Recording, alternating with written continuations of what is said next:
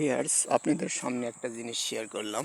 দেখেন, এই যে আমার সামনে দেখতে পাচ্ছেন যে পাকা ধানের হেমন্তকালের যে শেষে একটা কবিগুরুরা বলে গেছে, এই যে গ্রাম বাংলার যে একটা আবহমান কালে যে একটা আপনি এই যে দেখেন আমার পিছনে যে পাকা ধান, কিছুদিন আগে এটা ছিল একটা সোনালী রঙের, সবুজ রঙের, এখনো হয়েছে সোনালী রঙের। এটাই হলো গ্রাম বাংলার প্রকৃতির বৈশিষ্ট্যময় জিনিস।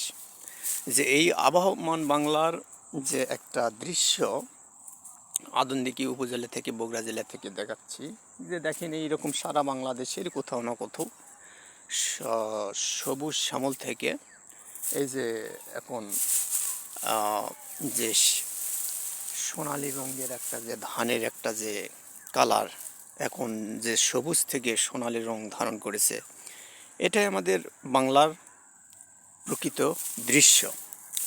এই জন্যরা আমাদের পৃথিবীর মধ্যে একটা বাংলাদেশে একটা কৃষি প্রধান দেশ, সেই হিসাবে আপনাদের কাছে যে আমাদের এই যে একটা বাংলার যে ঐতিহ্য, একটা ফসল যে একটা, এই যে দেখেন আপনার বিস্তীর্ণ ভূমির যে ধান ক্ষেত এবং অদম্য যে ধান ক্ষেত, যেটা আপনাদের সাথে শেয়ার করতেছি।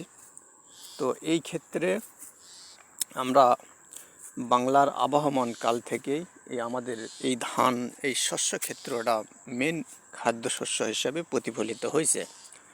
তো যার কারণে বাংলাদেশ একটা কৃষি প্রধান দেশ, তারপরেও অনেক পেশার লোক আছে।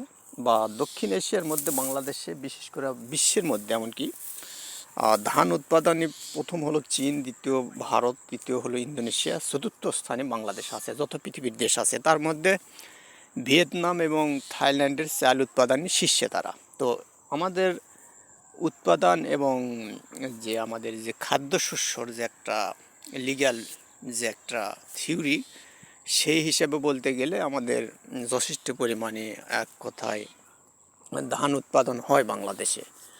তো এই যে আপনাদের সাথে শেয়ার করলাম, দেখেন বিস্তীর্ণ, অর্থাৎ সবুজ শ্যামল থেকে,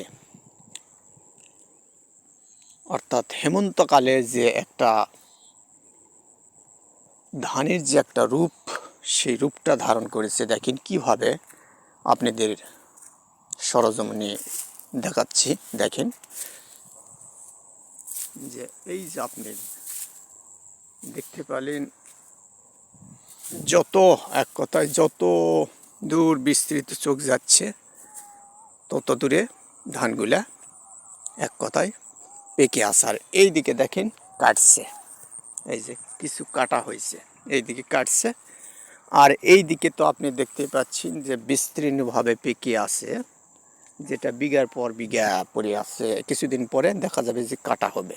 আর এই যে দেখতে পাচ্ছেন আর একটা শ্যামলা ধান। তো এই আপনাদের সামনে শেয়ার করলাম। তো পরবর্তী একটা ভিডিওতে আবার একটা জিনিস দেখাবো। তো আপনারা দয়া করে একটু লাইক করবেন। লাইক করলে আপনাদের কোনো কিছু যায় আসবে না, কেননা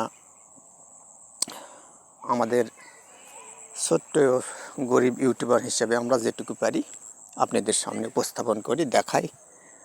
এই যে দেখেন, ভিডিও শেষের পরে দেখাচ্ছি আর একটা জিনিস, বিস্তীর্ণ যে ফসল কিভাবে পেকে আছে দেখেন। আর ওই যে দেখতে পাচ্ছেন যে ওই যে সামনে কলার গাছ আর কিছু আখের গাছ লাগাছে জমির মধ্যে, এরকম হয়ে থাকে মাঝে মাঝে ফসলের এবং আর কি। তো টেক কেয়ার, ভালো থাকবেন। পরবর্তী ভিডিওতে দেখা হবে। আল্লাহ হাফেজ।